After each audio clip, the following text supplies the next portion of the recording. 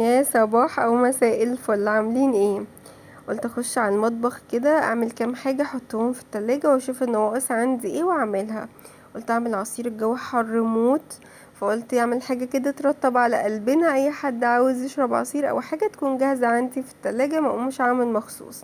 لان انا بحب شطبت المطبخ خلاص، محدش يطلب مني اي حاجه، فتبقى الحاجه متاحه بالنسبه لهم وما يزعلوش قوي. عملت عصير فراولة، ده كان اخر كيس عندي في الفريزر، بصوا دمعتي على خدي. وقلت اعمل عيش، العيش اللي عندي كان خلص، فقلت اخبز عيش مادام ان انا ايه عندي وقت يعني. وزودت ما شاء الله الكمية، عملت 3 كيلو. قلت ايه هينفعوني، بيبقوا موجودين في الفريزر بجد، بيفرقوا جدا جدا، لو بنسحب منهم كده من غير ما نحس يعني.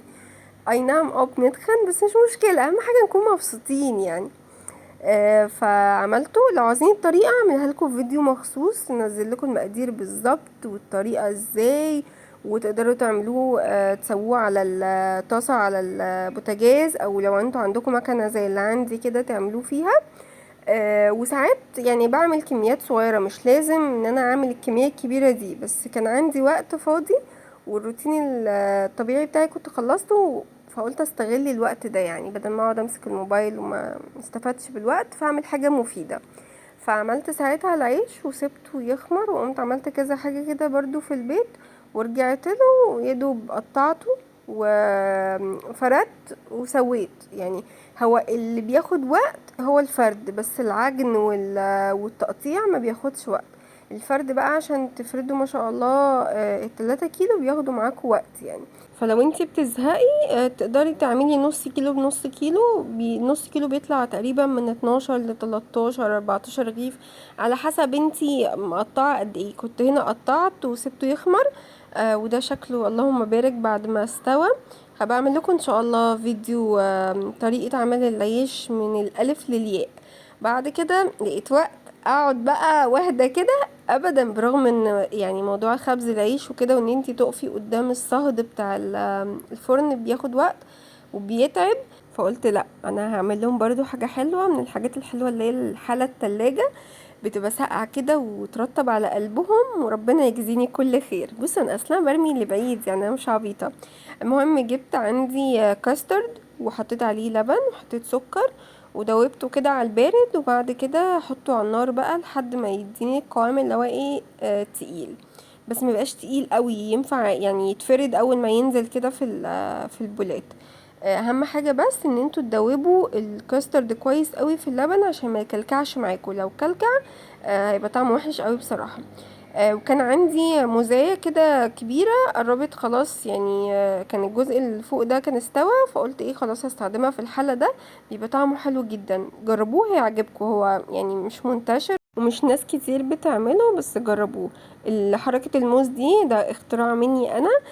بس طعمها بتطلع خطير. قطعت كده الموزاية عندي، واحطها عندي على النار مع معلقة زبدة كده ايه محترمة، حاجة كده يعني تدوب فيها حلو يعني. الموزاية دي كانت بالرغم ان هي فيها جزء مستوي بس ما كانتش مسكرة. فحطيت معاها بعد ما قعدت اشوح كده الموز شويه مع الزبده، في الوقت ده بقى مش قادره اوصف لكم الريحه كانت عامله ازاي. حطيت بقى ساعتها على الموز معلقه سكر، بس لو انتوا الموزايه مسكره ما تحطوش عشان ما يبقاش الحلا مسكر قوي. بس انا عشان دي كانت مسخه معرفش ازاي، عارفين الموز اللي هو الامريكاني اللي هو الكبير ده، فبيبقى مش مسكر قوي. فحطيت عليها معلقه سكر، هيتكرمل برضو كده شويه مع الزبده مع الموز. والموز كده هيبقى في جزء بيتهري كده مع الزبده، والجزء التاني كده قطع صغيره، فطعمها بقى في الحلى بيبقى خطير. وريحتها اصلا يعني الريحه قلبت عندي الشقه. عملت فواحه من غير فلوس. بس سبتها بقى كده على النار، بصوا بقى جزء منها كريمي كده، والجزء التاني فيه قطع.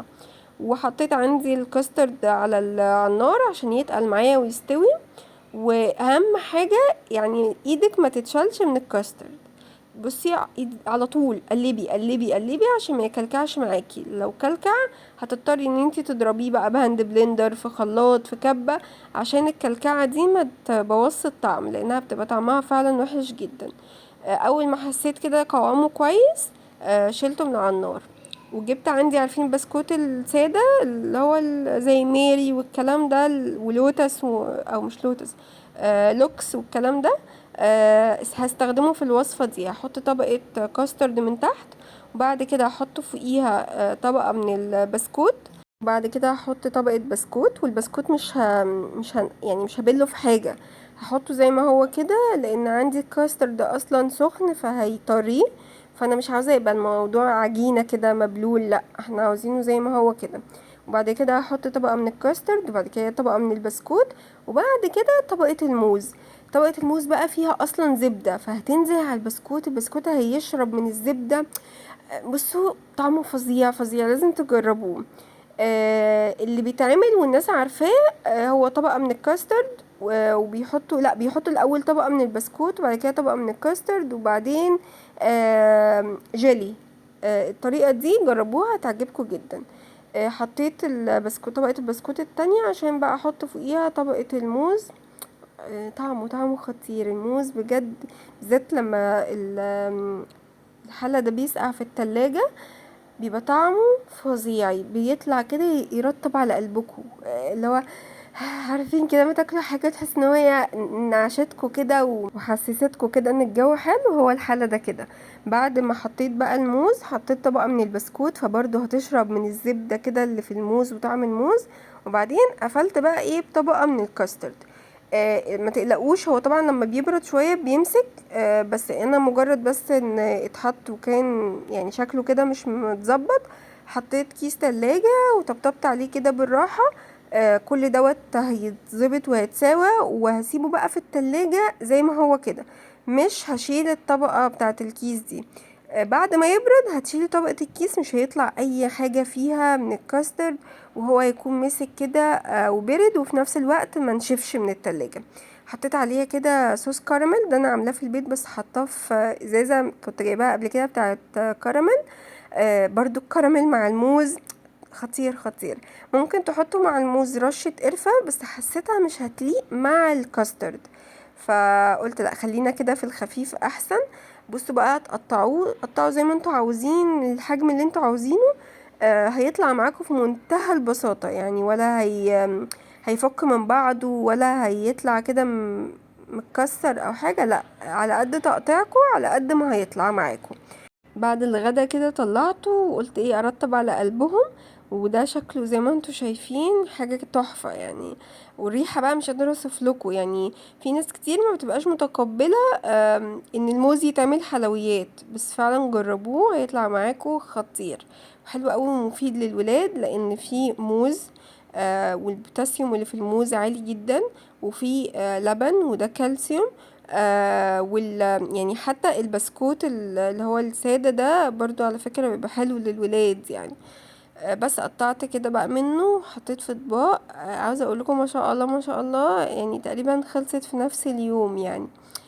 بصوا الطبقات، يا نهاري على الجمال يا نهاري. وطبعا اللي عاوز بقى صوص كراميل اكسترا زوديله بقى.